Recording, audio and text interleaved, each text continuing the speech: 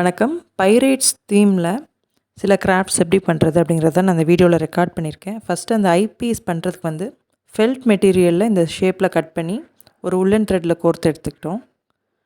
அதுக்கப்புறம் சின்னதாக ஒரு பைரேட் ஷிப் பண்ணலாம் அப்படிங்கிறதுக்காக ஒரு பிஸ்தாவோட ஷெல் எடுத்துகிட்டு ஒரு சின்ன ஒயிட் ஷீட்டில் டேஞ்சர் சிம்பிள் வரைஞ்சிட்டு டூத்பிக்கை கொஞ்சமாக இந்த மாதிரி கட் பண்ணிவிட்டு அந்த பிஸ்தா ஷெல்லில் பேப்பர் யூஸ் பண்ணி ஒட்டுவேன்.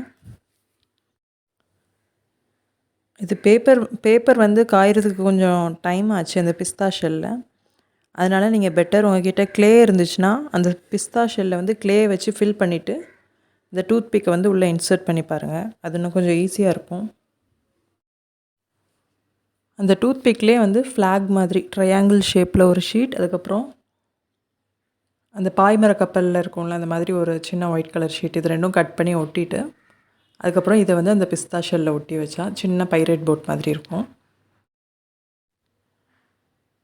அதுக்கப்புறமா சிம்பிளாக மேக்னெட்டிக் காம்பஸ் மாதிரி பண்ணலாம் அப்படிங்கிறதுக்காக ஒரு சார்ட் பேப்பர் மாதிரி, இப்போ ஏதாவது புது ட்ரெஸ்லாம் வாங்கினா உள்ளே இந்த மாதிரி ஒரு திக் ஷீட் இருக்கும், அந்த ஷீட் கலெக்ஷன் வச்சுருந்தேன். அதில் தான் மேக்னெட்டிக் காம்பஸ் பண்ணலாம் அப்படிங்கிறதுக்காக சர்க்கிள் கட் பண்ணி எடுத்துகிட்டு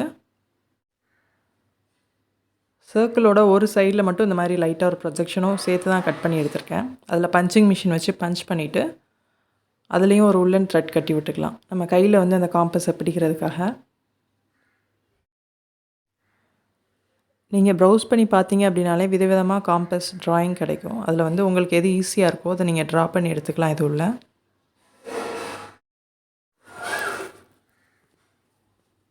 ஃபஸ்ட்டு பென்சில் வச்சு ரஃபாக ட்ராயிங் பண்ணிவிட்டு நல்லா வந்ததுக்கப்புறமா நம்ம மேலே ஸ்கெட்ச் யூஸ் பண்ணி நல்லா டார்க்காக எழுதிக்கலாம்.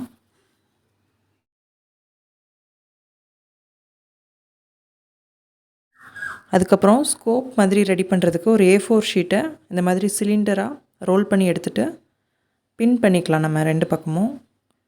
இது நான் ஒயிட் கலர் ஷீட்டில் செஞ்சு காமிக்கிறேன். பிளாக் கலர் A4 ஷீட் இருந்துச்சுன்னா அதில் செய்ய நல்லாயிருக்கும்.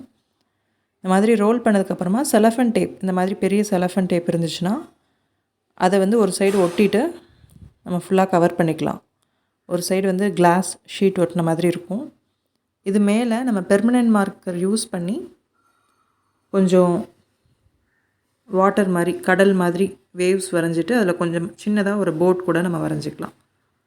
இது நான் ஸ்கெட்சில் வரைஞ்சி காமிக்கிறேன். நீங்கள் செய்கிறப்ப பெர்மனன்ட் மார்க்கரில் பண்ணிவிட்டு அது வழியாக பார்த்தீங்கன்னா ஸ்கோப்பில் பார்க்குற மாதிரி நல்லாயிருக்கும்.